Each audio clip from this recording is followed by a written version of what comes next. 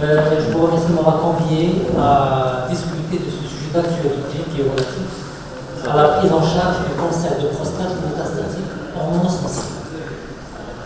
Alors, comme vous le savez, le cancer de prostate métastatique hormonosensible est une maladie hétérogène. Il y a plusieurs situations.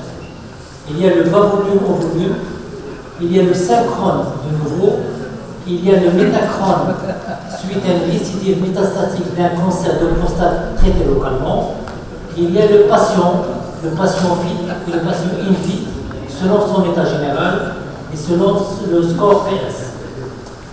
Alors, un traitement par déprivation androgénique seul a une médiane de survie de 42 mois. Alors, la priorité dans la prise en charge d'un cancer de prostate métastatique, c'est tout d'abord allonger la survie sans récidive clinique, biochimique, radiologique, améliorer la survie globale et surtout, retarder au maximum la survenue de la résistance à la castration. Alors, les critères pronostiques établis, et là j'insiste, établis à partir d'un bilan d'extension standard, scintigraphie et scanner TAP. Alors, ils ont permis de définir les critères pronostiques de chaque type, ont permis de définir le haut risque. Et les critères de latitude ont permis de définir le chartide, le haut volume, et latitude, le haut risque. Alors, chaque fois qu'il y a une métastase viscérale, le patient il est classé dans le haut volume, le haut risque. Donc, il dit haut volume chaque fois qu'on a une métastase viscérale et plus de 4 métastases osseuses dans une extraglacée. Et classé haut volume quand on a plus de 2 critères parmi les suivants: 3 lésions osseuses, une métaviscérale mesurable et un score de l'isone supérieur à la base. Alors, dans le sous-groupe oligométastatique, dans le sous-groupe bas volume, bas risque, il y a un groupe dit oligométastatique. Il n'y a pas de définition consensuelle et on s'est basé sur les résultats du vote d'un groupe d'experts, les experts de la PCC19, qui ont défini le bas risque comme étant un cancer métastatique avec moins de 3 à 5 métastases osseuses et ou des adénopathies extra-pelviennes. Alors, nous allons essayer, au cours de cet exposé, de mettre le point sur le traitement systémique actualisé en 2021, de définir le rationnel du traitement de la tumeur primitive et le rationnel du traitement de la métastase. Vous savez que la prise en charge thérapeutique du cancer de la prostate métastatique hormonosensible a connu une évolution majeure. D'abord avec la déprivation androgénique par castration chirurgicale ou bien chimique par analogue LHRH, plus les anti-androgènes de première génération. Et puis à partir de 2015, avec les bons résultats de l'étude Chartide, l'étude G15 et l'étude Stampede, donc on a commencé à associer à la déprivation androgénique de la chimiothérapie.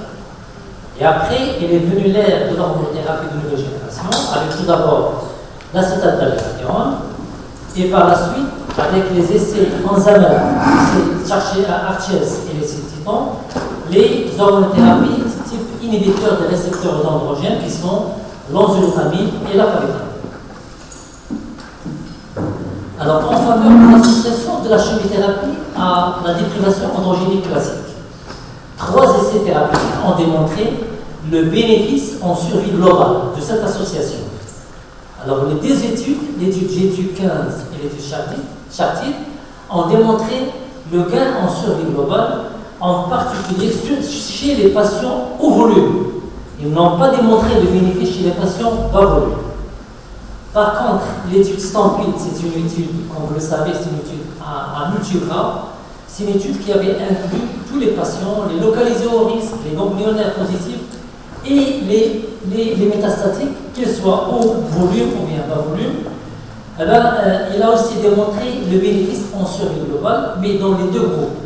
Mais si on analyse bien la courbe, donc chez les patients bas volume, on constate qu'il n'y a pas de bénéfice chez les bas volume. Alors, en conclusion, les 3 essais ont démontré le bénéfice de l'association à la déprivation androgénique de la chimiothérapie en termes de survie globale chez les patients de haut volume, pas de bénéfice chez les patients bas volume.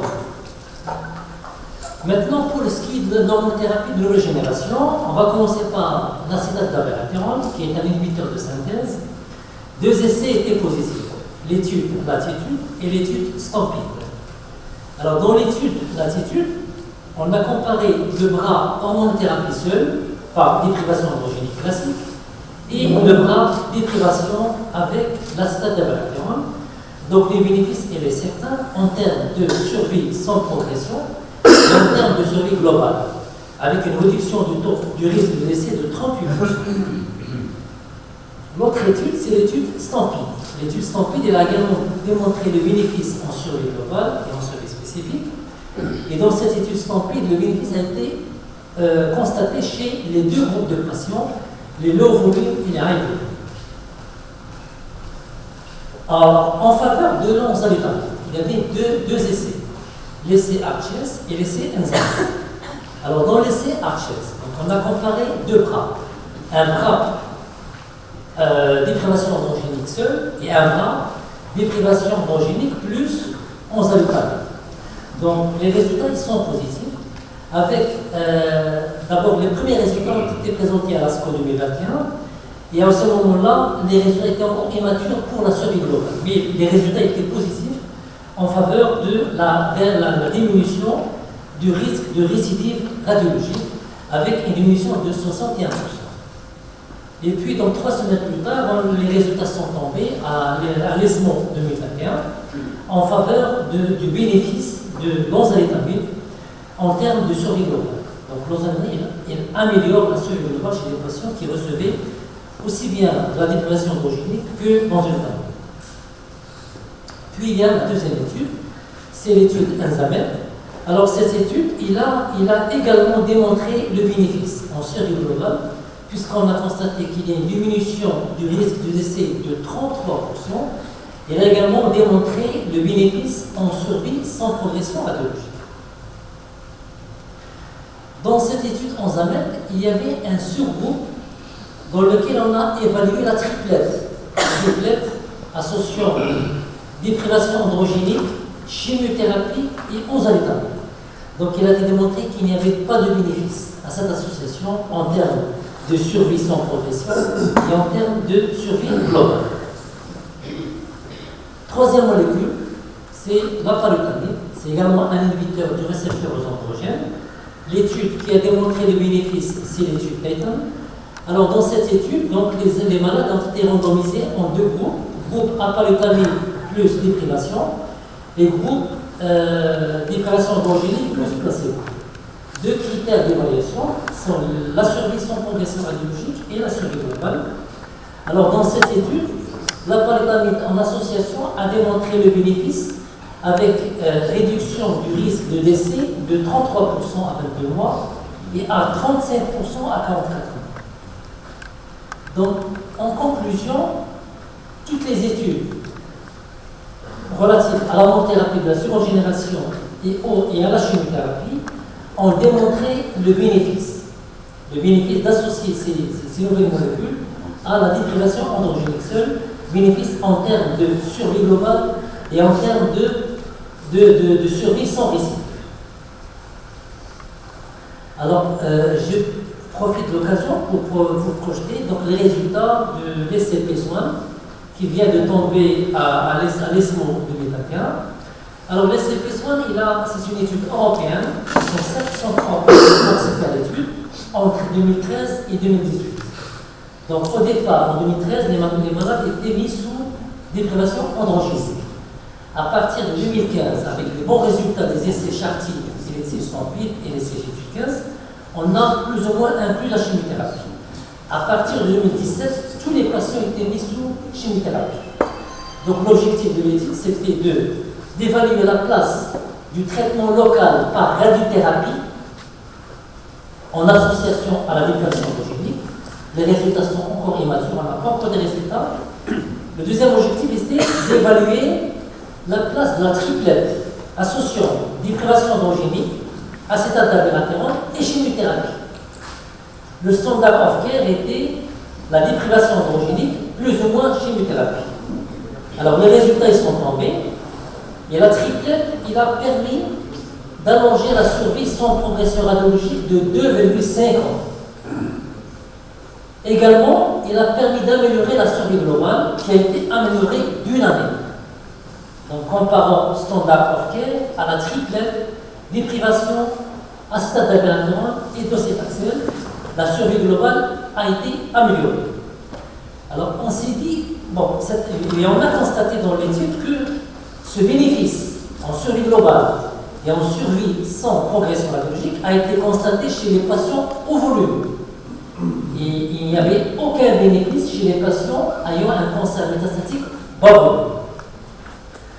Alors, on s'est dit qu'avec cette triplette, on allait peut-être augmenter la toxicité. Pas du tout.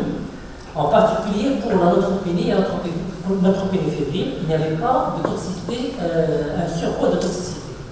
Bon, certes, il y avait des toxicités grade 3, grade 5 au niveau hépatique et en matière d'hypertension artérielle. Alors, la deuxième question à laquelle je vais essayer de répondre, c'est est-ce qu'il y a une place au traitement local dans les cancers de prostate métastatique? Théoriquement, le contrôle local dans un cancer métastatique va améliorer le confort local du patient, il va potentialiser l'effet de l'hormonothérapie et de chimiothérapie, et il va éviter une source de relagage ultérieur de métastases. Alors, comment on va faire ce traitement local? Comment on va faire ce contrôle local? Par radiothérapie ou par prostatectomie? Alors, les essais qui ont comparé la radiothérapie avec déprivation androgénique à la déprivation androgénique, il y a l'essai oral. Alors, dans l'essai oral, c'est le premier essai qu'on va organiser. Et la remarque, c'est que dans cet essai oral, il y avait beaucoup de patients au volume. Beaucoup de patients qui avaient des grades, des scores ISU 4. Des patients qui avaient plus de 5 métastases. Donc, c'était des patients très haut volume. Et bien, les résultats sont tombés. Il y avait un bénéfice en survie sans progression radiologique, mais il n'y avait aucun bénéfice en survie globale. Pourquoi? Parce que la plupart des patients étaient des patients au volume. Donc, une analyse post-hoc a démontré par la suite qu'il y avait un sous-groupe qui avait bénéficié de ce traitement local. Et ce sont les patients qui avaient un cancer bas volume. Donc, les cancers bas volume, ils bénéficient de la thérapie. Alors, un deuxième essai, c'est ce fameux essai Stampede qui n'arrive pas. Alors, l'essai Stampede, il a démontré que la radiothérapie locale associée à la déprivation androgénique apporte un bénéfice en survie sans progression et en survie globale. Et ce bénéfice, il est observé chez les patients bas volume, pas chez les patients au volume. Est-ce qu'il y a une place à la chirurgie pour le traitement local chez ces patients métastatiques? Il y a un essai qui a évalué la place de la prostatectomie cytoréductive chez les patients métastatiques bas volume. Alors le résultat, oui, il y a un bénéfice en survie globale, il y a un bénéfice en survie sans progression.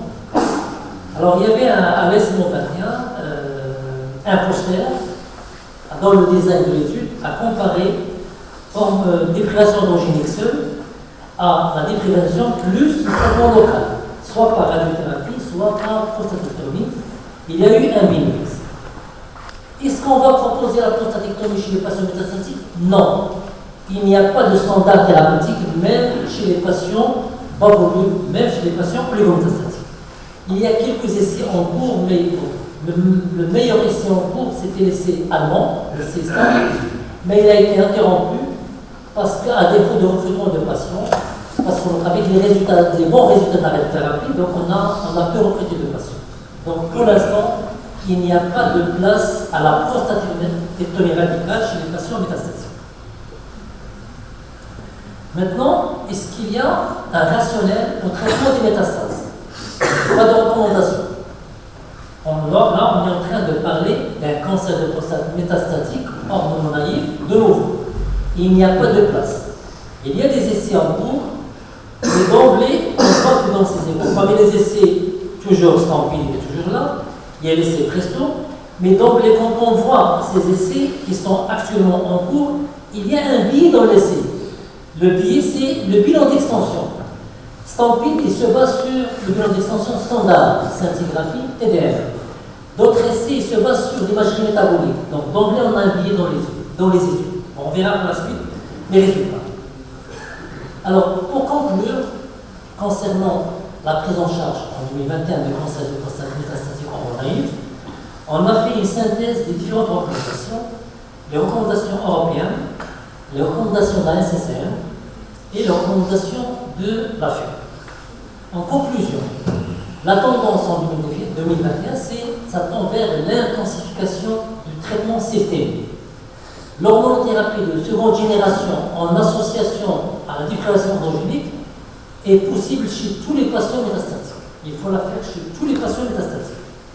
Chez les bas volumes, je rappelle, c'est pas d'atteinte viscérale, moins de 4 métastases. Alors, chez les bas volumes, il faut proposer une radiothérapie locale. Parce qu'on a démontré le bénéfice en service local et en service spécifique.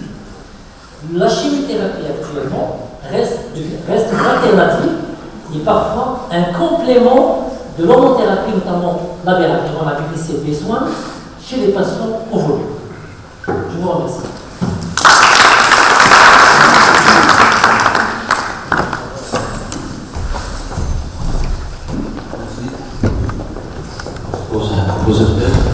Donc, la séance est ouverte aux questions du joueur.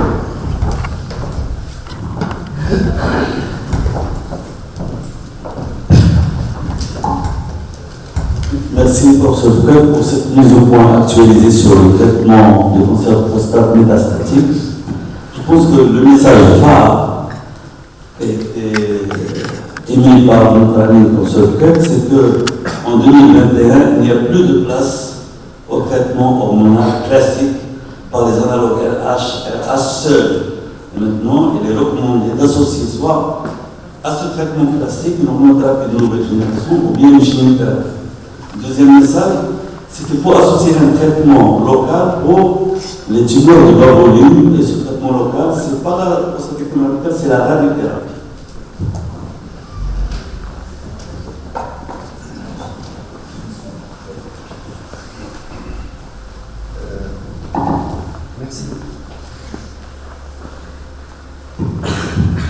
Merci beaucoup, Dr. Soufret, c'était très intéressant la présentation. Donc je reviens juste sur le cancer de prostate oligométastatique, bien métastatique à faible volume.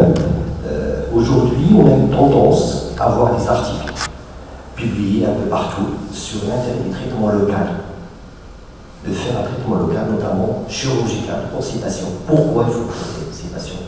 Parce que quand on traite ces patients par la chirurgie, premièrement, on diminue le risque des complications locales. Ce patient, on déchire une tumeur en place, dans quelques années, il va nous faire des rétentions, il faudra mettre une néphrostomie, donc pour sa qualité de vie, donc on préconise de faire un traitement local chirurgical. Deuxièmement, quand on ne fait pas de traitement local chirurgical, c'est-à-dire qu'on a une tumeur en place, ce patient, cette tumeur qui est là, même si on ne traite pas des traitements de seconde génération, d'hormonothérapie, donc la tumeur il va toujours envoyer des tumeurs, des cellules tumeurs à droite, à gauche. Donc la source est toujours là, donc ça risque de fonder un peu partout.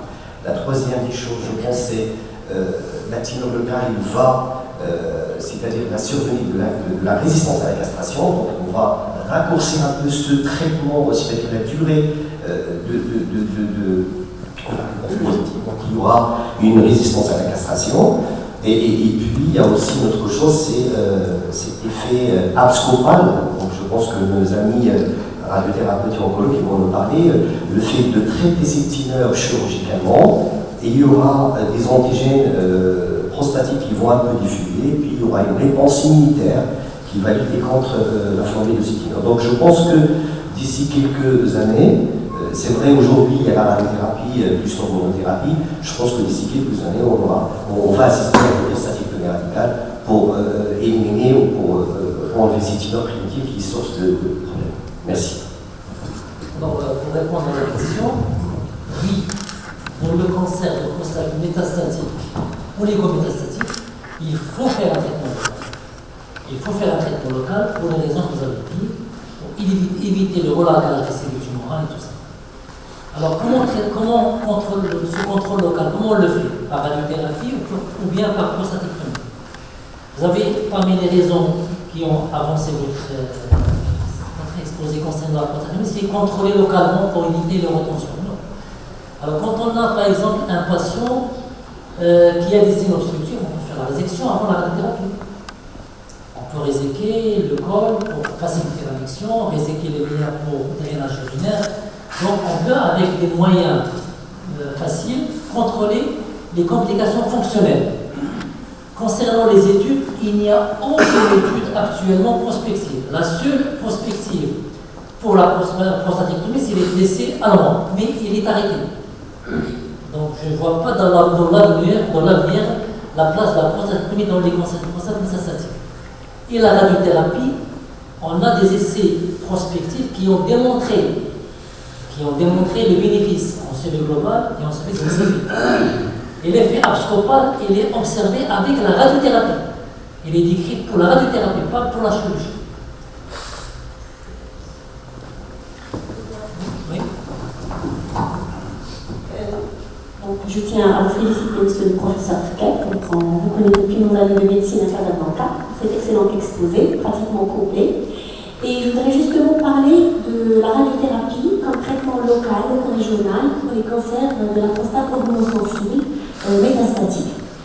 Eh bien, je pense que le principal problème qui se pose, c'est pour un patient métastatique en matière de radiothérapie, c'est un traitement qui est lent. C'est-à-dire on est à des doses très élevées, bien sûr, pour être efficace. Et c'est la durée de traitement qui peut être en quelque sorte un obstacle pour la conduite de ce traitement par les spécialistes d'organes. Il faut savoir qu'actuellement, on peut proposer des protocoles plutôt hypofractionnés pour les patients dans le cadre d'une radiothérapie loco-régionale, donc le fameux protocole 60 grès en 20 séances. Donc je vais vous parler aussi de la radiothérapie stéréotaxique, donc, qui est, je pense que tout le monde en connaît au niveau cérébral, au niveau métastatique, mais en matière de prostate, ce n'est pas encore un standard. Il y a 2 essais phase 2, donc j'aimerais bien en parler.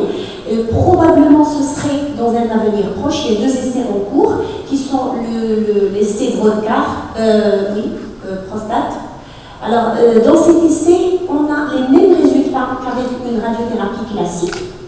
La toxicité est la même, mais c'est des essais qui restent phase 2, donc on n'arrive pas à avoir la radiothérapie stéréotaxique comme standard, d'un côté, et d'autre part, ce sont des séries plutôt rétrospectives, donc on n'arrive toujours pas à inclure des patients, et c'est des essais qui sont toujours en cours, qui ne sont pas encore arrêtés, et pour les récidives, après radiothérapie classique, la radiothérapie stéréotaxique, il faut savoir que c'est une alternative qu'on peut proposer éventuellement à nos patients. Je vous remercie.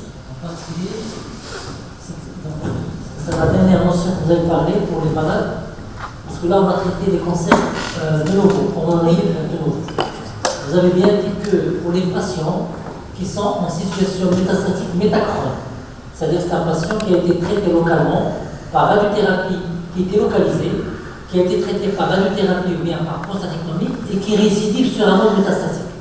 Là, je suis d'accord, la radiothérapie stéréotaxique permettra de retarder la mise en place d'hormonothérapie.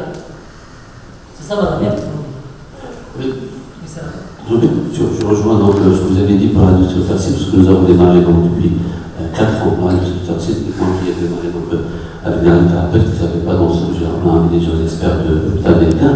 Et c'est vrai, sur les toxicités, il n'y a pas de toxicité. Si, là, ça, il faut que le neurologue, je dirais, et même surtout le physicien, qui joue un rôle très important, et notre radiothérapeute doit prendre l'anatomie. Quand les médecins, les thérapeutes connaissent les radiologues, ah ben là, moi j'étais vraiment, je disais que dans l'avenir, je vais opérer des prostates. Et c'est un plaisir parce que le patient ne va pas souffrir. Maintenant, je dis aux patients, c'est un plaisir pour l'avenir, mais quand tu vois certains, je ne défends pas la thérapeute, mais je vois l'avenir. Vraiment, quand j'ai assisté au début, tu vois 0 irradiation ici, 0 irradiation cellulaire, 0 collant, et tu vois la lumière. Et tu as un prototype, le fantôme, quand on fait un fantôme avant de faire lancer la thérapie, et bien si le montant qu'on avait 2 jours avant l'IRM, le scan, tout ça fait, et bien, s'il ne répond pas, et bien, la machine s'arrête. Et les mouvements, tu as la poste avec les trois implants qu'on met dans la prostate, et bien, il y a des cas. Mais il faut dire que là aussi, pour les radiothérapies qui étaient faites pour les patients, on a pas mal de cas de biopsies faites qui trouvent des cancers résiduels et qu'on fait la radiothérapie stochastique pour ces patients-là. Parce que, au plus de chirurgie radiothérapie, c'est un peu difficile. Donc là, c'était un petit commentaire sur ça. Et le fait qu'on mette ça, c'est que soit on peut agir. Actuellement, en 5 jours, c'est rapide. C'est ça ce qui un peu encourage les patients et des fois, dans certains cas, pas. Pour le budget de la chaîne de Hollande, pour la guérison vraiment complète, parce qu'on n'a pas de recul à cette recul, c'est la chirurgie cosméticale qui peut le faire. Mais je vois qu'on approche. Parce qu'on a un PSA après une année et devient nourri, ça peut plus rapidement, et il n'y a pas d'effet secondaire. Ça, ce qui est bien. Une question à Hamid, c'est pour ces cancers métastatiques, malheureusement, pour mon senti qui apparaît au début des patients, qu'en pensez-vous de la PSMA thérapeutique? La PSMA thérapeutique, c'est un avenir. Parce que c'est un avenir, parce que quand tu vois des métastases avec bien sûr l'hormonothérapie, tu peux associer tout ce que vous voulez, mais il y a des cas, en Allemagne, apparemment, en Suède, pas mal, des résultats qui vraiment, pour des patients qu'on ne pourrait rien faire, parce qu'il y a des métastases, et bien il y a des disparitions de la métastase. Oui, et donc là, c'est que pensez-vous de ça? Le l'UPSMA. Actuellement, la place. Non, je suis en colo médical. Donc, ça va être en colo médical. Alors, pour la thérapie du PSMA, elle trouve actuellement sa place dans l'arsenal thérapeutique dans le cancer du prostate résistant à la castration. Elle est utilisée en post 2 à 3 lignes thérapeutiques après chimiothérapie, après traitement 2 à 3 lignes. Elle n'a pas encore migré dans l'arsenal thérapeutique vers la première ou la deuxième ligne dans les résistants à la castration. Donc sa place actuellement dans l'hormonosensible, il n'y a pas, c'est-à-dire il n'y a pas encore de place vu le bénéfice actuel de thérapeutique dont on dispose. C'est en fait, oui. Juste pour compléter, vous allez me dire que, voilà, donc avant, malade métastatique hormonosensible, on donnait la déprivation androgénique, on gagne 2 ans, puis le malade développe la résistance, et on a plusieurs arbres. Il y avait l'étape de l'hormonothérapie classique, puis on avait l'étape de la chimiothérapie, puis l'étape des hormonothérapies de génération, c'est-à-dire on avait beaucoup d'arbres de volume. Aujourd'hui, d'emblée, on donne toutes les armes. On puise toutes les armes, on n'a plus rien. Malgré ça, on a constaté qu'on gagne en survie, et on retarde la résistance. Si la résistance allait venir au bout de 4 ans, on va la retarder à 8 ans. Et je crois qu'il y aura d'autres lignes qui vont se développer, notamment l'UPSMA et les anticorps. Ça va venir. Il y a l'immunothérapie, il y a des thérapies ciblées, surtout dans les résistants à la castration, il y a les inhibiteurs de PARP. Les inhibiteurs de PARP sont des thérapies ciblant les gènes de réparation de l'ADN. Parce qu'on sait actuellement que on est à 25% presque de patients qui ont des mutations des gènes de réparation de l'ADN, soit par mutation de BRCA1 et 2, comme ce qui se passe chez la femme, ou bien des mutations de gènes ATM, ou bien des gènes de réparation de l'ADN. Donc ces 25% des patients peuvent être traités. Il y a un standard actuellement dans les résistants à la castration avec le laparib qui est actuellement supérieur à la chimiothérapie chez ces patients. Il y a aussi l'ipatazartib qui est un inhibiteur d'ABA 3K A4PC, c'est une voie de la résistance à la castration, également qui est impliquée dans la résistance à la castration, donc c'est des thérapies ciblées. Il y a aussi les nouvelles chimiothérapies, notamment le cabazitaxel qui est actuellement un standard en 3e ligne, et aussi. Alors, quand je rejoins l'idée de professeur qu'enduisent les armes thérapeutiques, mais en fait, il faut qu'on se mette dans la stratification du risque. Actuellement, le seul moyen qu'on a, c'est de placer les patients au haut volume et bas volume. Et avant, il faut dire que peut-être la chimiothérapie va disparaître de l'hormone sensible si on ne tient pas compte de l'essai très récent qui a été publié, l'essai de Biswan, qui a montré le bénéfice très pertinent de l'association de chimio et hormonothérapie deuxième génération, mais la chimiothérapie est presque décalée à la phase de résistance à la castration et tout le monde a tendance actuellement de prescrire une hormonothérapie de nouvelle génération pour les patients, que ce soit des hauts volumes ou des bas volumes.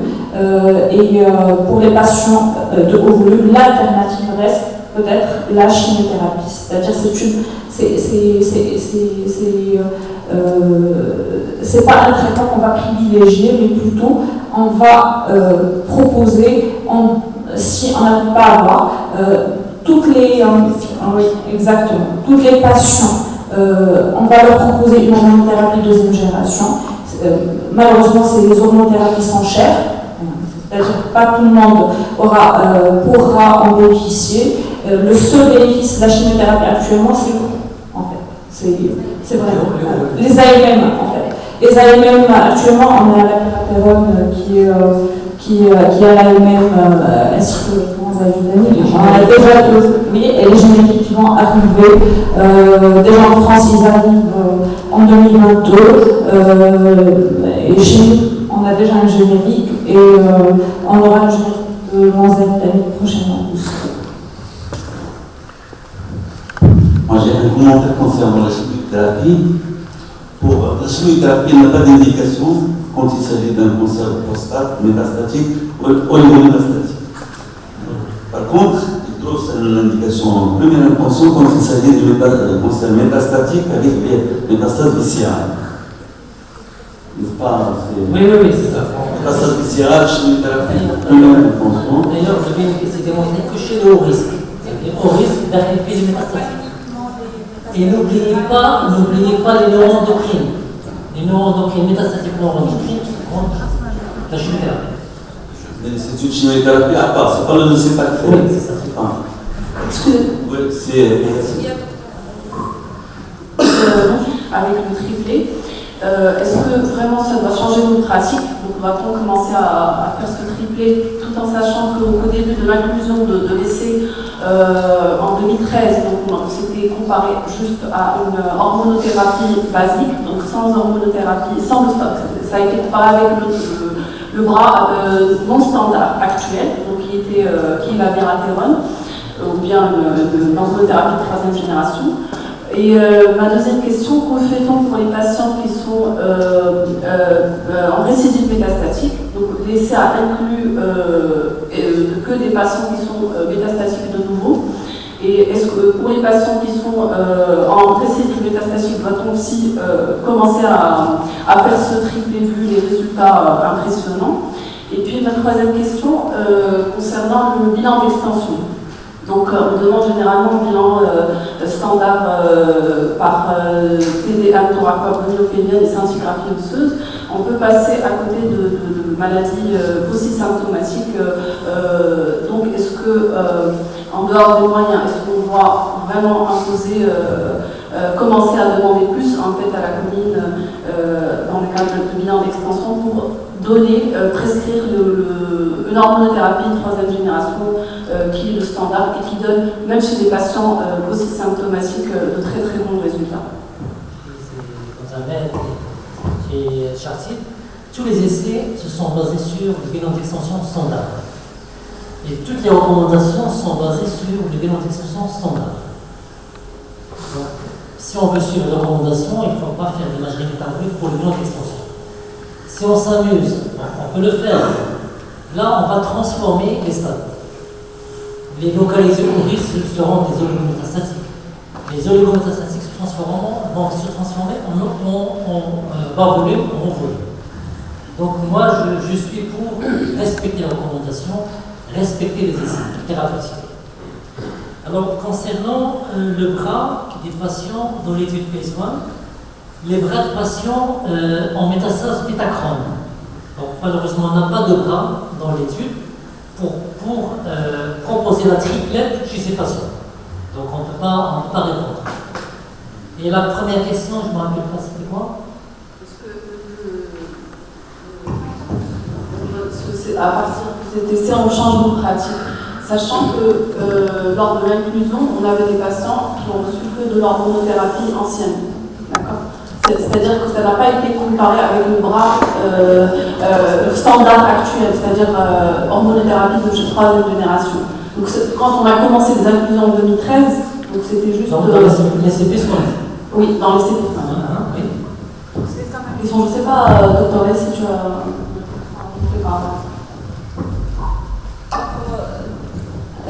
Concernant cette étude, certainement elle va changer nos pratiques, ça c'est sûr, mais ça va rester une option thérapeutique chez les patients, puisqu'on n'a pas de comparaison en fait avec les standards actuels.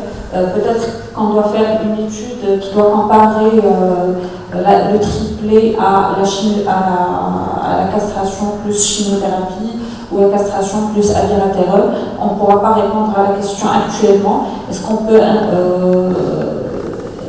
Est-ce qu'il y a une supériorité du triplet par rapport à la castration plus abiraterol seul ou docétaxel? Mais certainement, il y a un bénéfice qui est un bénéfice en survie globale avec une diminution de risque de plus de 25% pour les patients. Donc certainement, ça va entrer comme option chez ces patients. Alors, il faut dire que c'est inclut les patients super métastatiques, ce pas des patients qui sont... Le standard of care, c'était la suppression androgénique plus ou moins chimiothérapie. Ça veut dire qu'il y a un bras sans chimiothérapie, traitement classique. Il y a un bras avec chimiothérapie. Donc, il y a la comparaison est faite. Avec chimiothérapie, mais pas avec abiraterol. Oui, il y a la comparaison. Non, triplé versus standard avec abiraterol. Il y a le bras, il y a un bras. Parce que le standard of care. Le standard of care, dans le temps, c'était avec chimiothérapie. Mais bon, ça c'est plus ou moins. Plus ou moins chimiothérapie. Mais oui, le bras avec chimiothérapie, effectivement, on peut dire qu'il y a une supériorité du triplé. À partir de 2017, il y a le bras suppression androgénique plus chimiothérapie. Comparé à la balatérie. Oui. L'association. Mais on n'a pas, actuellement, il y a la bithérapie castration plus abiraterol qui est aussi un standard actuel. On n'a pas de comparaison. On ne peut pas savoir si on aura un bénéfice par rapport à cette thérapie qui reste quand même. On doit mener une étude pour... Il y a ce bras. Il est là. Il est là. Oui. Bon. Alors, pour les patients métachrome, actuellement, ils étaient en fait exclus de la plupart des études et on n'arrive pas vraiment à avoir une réponse par rapport. On applique les standards à ces patients, mais on se dit que... Pour les métastases, les récidives métastatiques métachrome, mais dans certains problèmes métastatiques, il y a une possibilité de faire un traitement de métastase et retarder le traitement systémique. Oui, s'il vous plaît, dans le même ordre d'idée pour les métastases à distance. C'est vrai que ce n'est pas recommandé, mais je pense que la majorité des écoles et des centres, ils le font. Si par exemple, surtout dans les métastases osseuses. Je ne sais pas où on pratique, parce qu'en général, quand on trouve 3 ou 4 lésions, et ce n'est pas osseuse, avec la stéréotaxie ou même avec le traitement chirurgical local, on peut traiter. Même si il n'y a pas de recommandation, mais en général, on pratique, on le fait. Mais dans l'étude stampée, donc parce que ici, dans les études, c'est écrit qu'il n'y a pas de recommandation. C'est des études en cours. Les essais qu'on voit ici, c'est des essais en cours. Les essais dont vous avez parlé tout à l'heure, c'est des essais. Mais en pratique, oui, il y a des gens qui le font, peut-être parfois à but antalgique. Pour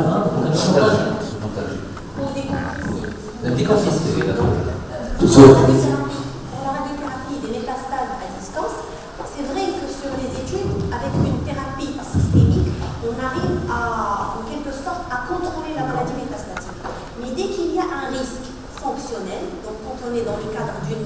circonscription. Donc on peut proposer chirurgie pour radiothérapie. Et quand, bien sûr, des métastases osseuses symptomatiques et qu'on n'arrive toujours pas à gérer avec le traitement systémique. Là, c'est au cas par cas. Mais donc, les études, justement, l'intérêt ne sort pas. Il n'y a pas d'impact en survie globale. Je voulais juste rapporter une question du professeur Rondel. Le professeur Rondel devait être présent avec nous, mais malheureusement.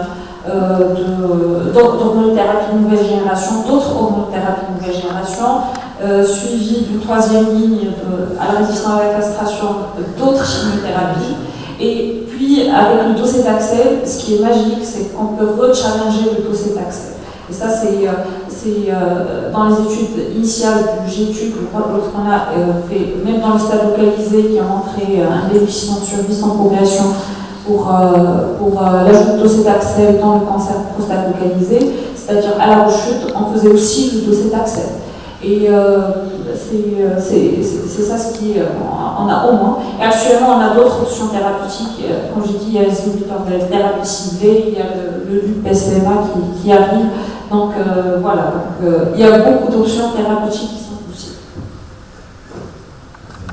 Je pense que le cancer de la prostate est devenu une maladie chronique et on aura toujours de nouveaux produits.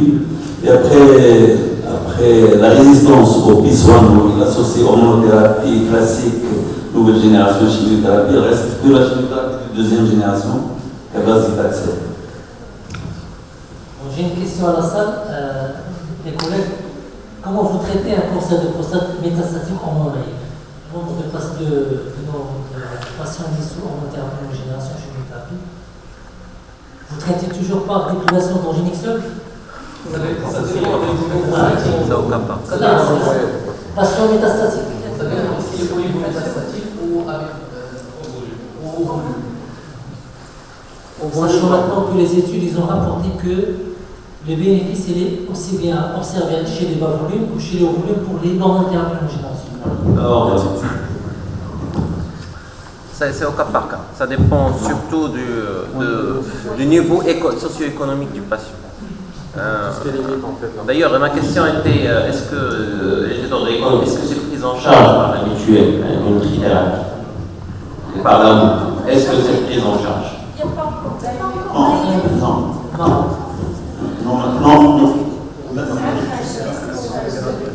Maintenant, au Maroc, nous avons la possibilité de prescrire l'abiraterone. Mais le problème, l'abiraterone, elle a eu l'AML sur la base d'une étude où il a été sédant avec forte charge tumorale, au volume. Donc, on n'a pas le droit de prescrire l'abiraterone.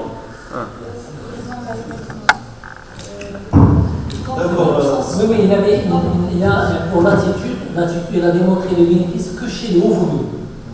Stampede, il a démontré chez les deux. Les hauts volumes et les bas volumes. Et maintenant, on peut avoir l'accord des organismes payeurs facilement avec l'abiraterone parce qu'il y a un générique qui est accessible aux malades, il y a le générique de l'abiraterone, mais on ne peut pas prescrire l'oxamètre par mois. Alors, question de radiologue profane, on en a complètement profane. Est-ce que l'histologie fait des traitements de rattrapage? Est-ce qu'il y a besoin d'une nouvelle histologie? C'est-à-dire que le diagnostic était fait, etc. Est-ce qu'après les rechutes, etc., est-ce qu'il y a besoin d'une nouvelle histologie pour les problèmes génomiques, etc. Auquel cas, on reviendra sur les lésions détectées en IRM sur les sites post-thérapeutiques, que ce soit chirurgical, prostatectomie radicale ou radio machin. Donc, est-ce qu'il y a besoin d'un plus d'histologie dont je ne connais pas les En fait, voilà. Oui. Alors, il y a certains cas où il y a des rechutes avec des taux de PSA qui sont basses et c'est précisément chez ces patients qu'il faut penser à la composante neuroendocrine. Il faut absolument refaire la biopsie parce que sinon on ne va pas se rendre compte qu'il y a cette composante avec une immunohistochimie et ces patients ils nécessitent une chimiothérapie particulière, type neuroendocrine. Et c'est l'intérêt en fait. La résistance à la castration, l'une des facteurs de résistance à la castration, c'est la transformation sous forme neuroendocrine. Donc oui, généralement, lorsqu'on a des doutes, lorsque le patient a des PSA, un très fort volume tumoral avec des taux de PSA qui sont faibles, 10, avec un volume supermétastatique, il faut penser à rebiopsier.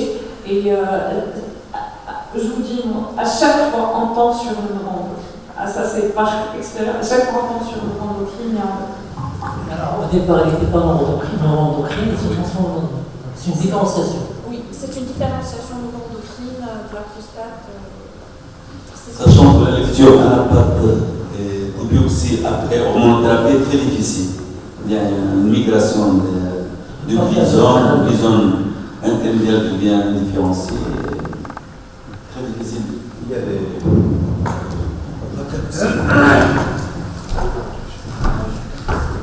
des cas des cancers qui sont résistants d'emblée à la nouvelle génération. Donc, dans ce cas-là, il faut facilement des biopsies. Il faut peut-être faire des études de génome pour voir la présence des 3K ou 3K2 aux autres génomes des gènes qui sont susceptibles d'être résistants d'emblée à la nouvelle génération. Il faut faire des études de génome. Les mutations de gènes.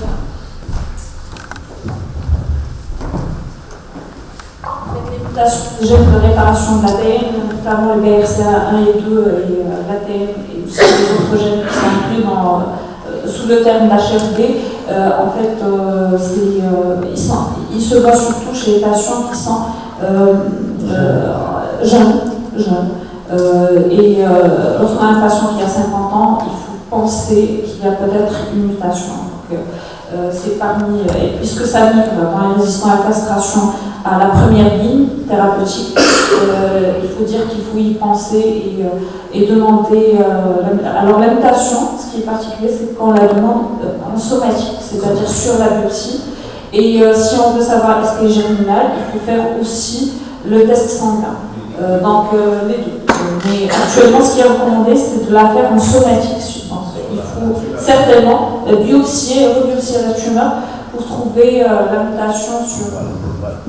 Il est pensé à demander l'étude oncogénétique chez les patients jeunes quand on a un tumeur agressif et quand on a des antécédents familiaux de cancer. 3 parents qui ont le cancer de la prostate. Alors, ma question, c'est par rapport au cancer de haut volume est proposer une prise en charge d'un cancer oligometastatique. C'est-à-dire un patient qui a beaucoup de métastases et après un traitement, après un traitement hormonal, on se trouve avec un patient oligometastatique. Est-ce qu'on est en droit de proposer un traitement local et un traitement par radiochirurgie des métastases? Ça, c'est ma première question. Ma deuxième question, c'est par rapport au sous-groupe des patients qui ont des cancers qui sont indifférenciés, 9 et 10. Généralement, on sait que ces patients sont généralement vont passer très rapidement à la monorésistance. Alors, est-ce que c'est la même prise en charge que les autres ou bien nécessite c'est-à-dire une chimiothérapie d'emblée associée à une hormonothérapie classique? De faire un traitement plus agressif chez ces patients. Il n'y a pas vraiment de raison. Quel que soit ces patients, ils vont résister à la castration. C'est vraiment une idée importante à garder. Quoi qu'on retarde cette résistance, elle va survenir. Donc, à quoi bon s'amuser à irradier 2 ou 3 métastases osseuses? Et parfois, il faut discuter, par contre, en réunion de concertation pluridisciplinaire, s'il reste plus de métastases, on va se dire pourquoi pas, mais il n'y a pas actuellement de base scientifique pour réfléchir à cette cas. Je vais poser votre question autrement. Je voudrais vous poser la question sur la tumeur primitive. Si jamais ça régresse au niveau des métastases. C'est-à-dire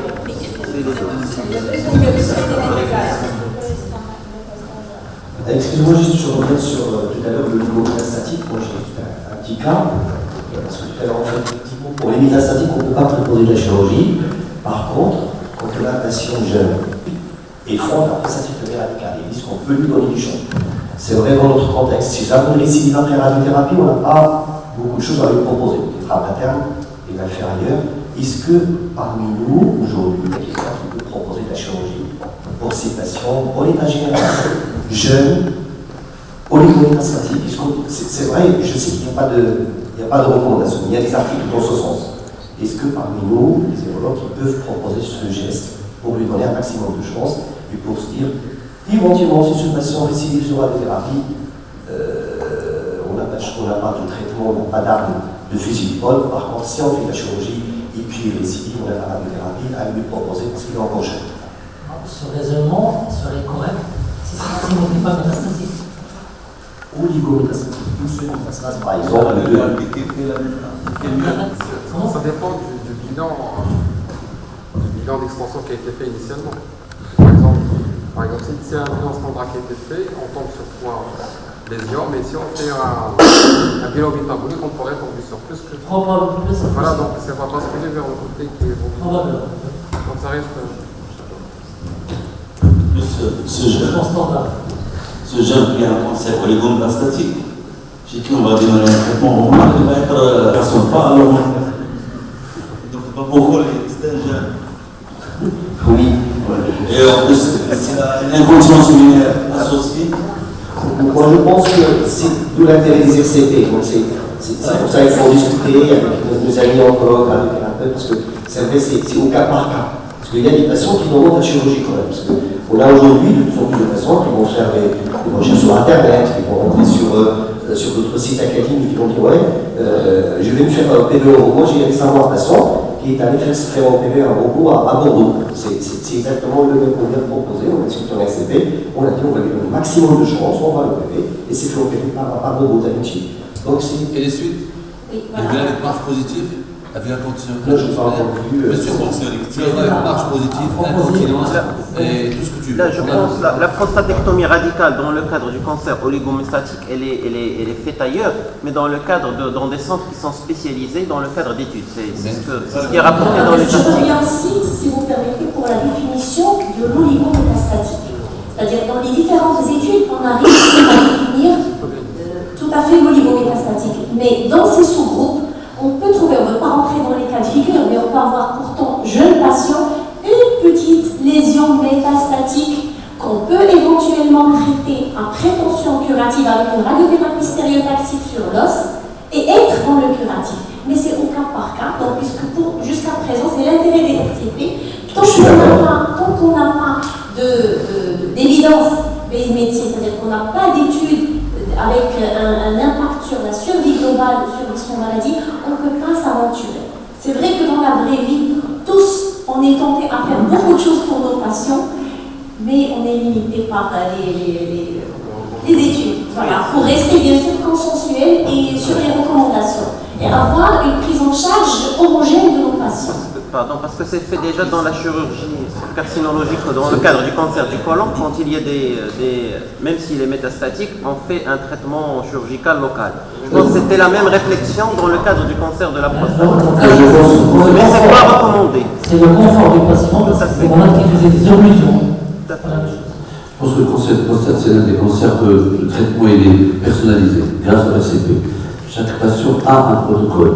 Et vu l'avènement de l'hormonothérapie actuellement au niveau de traitement, la radiothérapie qui est tellement évoluée qu'il cesse d'évoluer, la chirurgie devient de plus en plus sur les cas de l'oligométastatique. Le métastatique, et quand même il y a un peu de réalité. Parce que le fait donc d'avoir, il y a d'autres patients opérés, il y a pas mal de patients qui sont localisés, qui n'ont pas de métastase, qu'on peut opérer avec très bons résultats. Mais aller faire le risque dans le cadre de recherche, ces centres-là qui font de la recherche, en parenthèse recherche, mais il y a quand même un peu de marketing.